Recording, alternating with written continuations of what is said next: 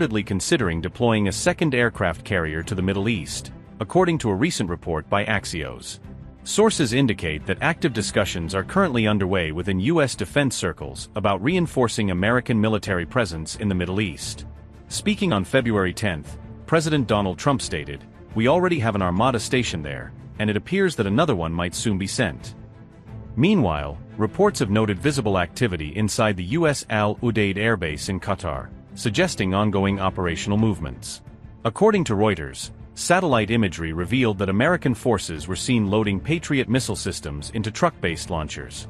The report detailed that these Patriot missile units were specifically placed on M983 heavy expanded mobility tactical trucks, enhancing their deployment flexibility. Analysts suggest this move allows the missile systems to be less exposed to targeting threats while enabling faster launch readiness when required. Military experts added that this decision significantly boosts the mobility of Patriot batteries, allowing them to be repositioned and operated with greater speed. These developments unfold at a time when Israeli Prime Minister Benjamin Netanyahu is scheduled to meet U.S. President Donald Trump at the White House on February 11th.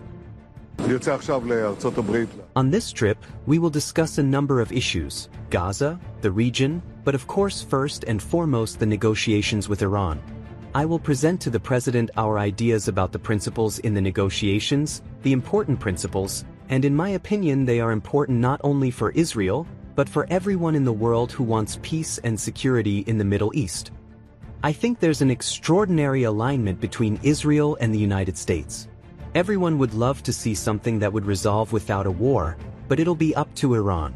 They insist on holding nuclear weaponry and enriched uranium. And I think the president's made it very clear that's not acceptable.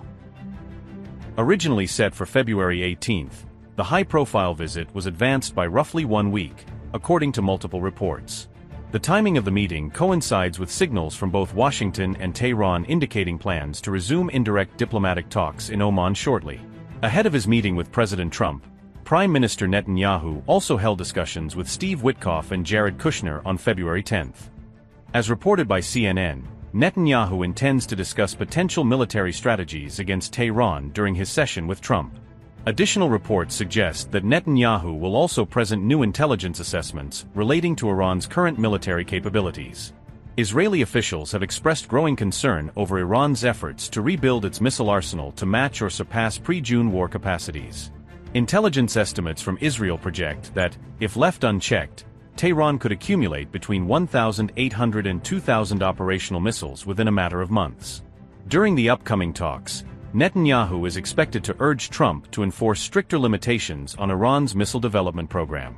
In advance of the Israeli leader's arrival, Iran publicly warned the United States to remain vigilant regarding the destructive influence of Zionist policies. Meanwhile, senior Iranian advisor Ali Larijani made a diplomatic visit to Oman, which is mediating preparations for renewed U.S.-Iran discussions. In the previous phase, the track was developing to a certain stage, but it was the United States of America that changed the course of the negotiations. We said in this regard that if the negotiations are realistic, we are ready to engage in them. In the first session we pointed this out, and your foreign minister also said that our outlook would not be negative, but rather positive, and our officials announced this as well. In this context, we have focused on the nuclear issue. From the beginning, we believe that war does not resolve matters between the two countries, and the regional disputes between Iran and the West must be resolved through dialogue. It was a mistake on the part of others to believe that they could resolve issues through the language of force. This was a negative point and led to many problems in the dialogue. We believe that the many problems in the region must be resolved through dialogue between both sides. This is a matter we cannot overlook. However, the issue of mistrust requires us to work in specific ways to address this lack of trust. We must establish a purposeful framework to resolve these issues. Throughout history, and especially with the Americans, there has been mistrust for the past 100 years. We cannot draft a special and lengthy framework solely for this mistrust, but it is deeply rooted, and we must work on a framework that defines the fundamental issues for both countries.